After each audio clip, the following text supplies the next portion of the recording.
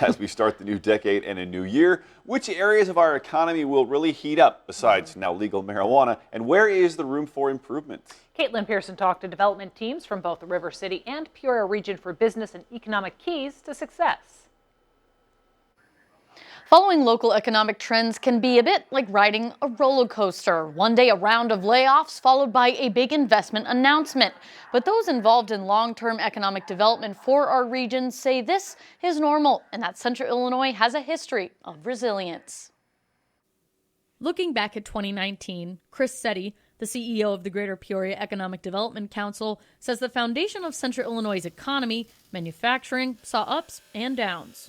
The cyclical nature of the construction and mining economies and the commodities that kind of underline some of that is always going to make us kind of ride a little bit of a roller coaster. Some announcements of layoffs, Caterpillar and at Liberty Steel, that's kind of part of being in Central Illinois. He says the same cycle is seen with small businesses.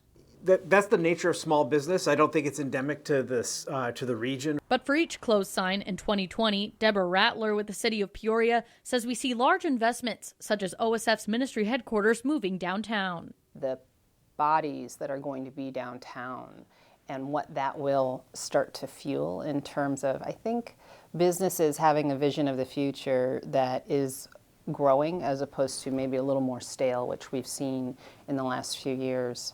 While the warehouse district continues to stack up on new storefronts, the MacArthur Highway corridor revitalization could merge it all together.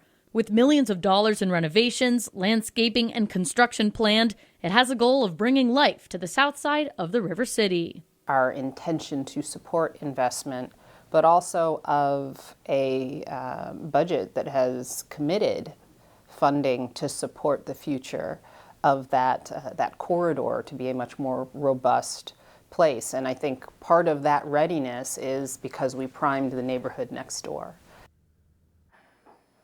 Setti says one of the biggest issues we continue to see in this area and across the nation is a workforce job skills mismatch in terms of the minimum wage increase, which just hit $10 January 1st. Both said it's too early to gauge the potential impact. Tyler.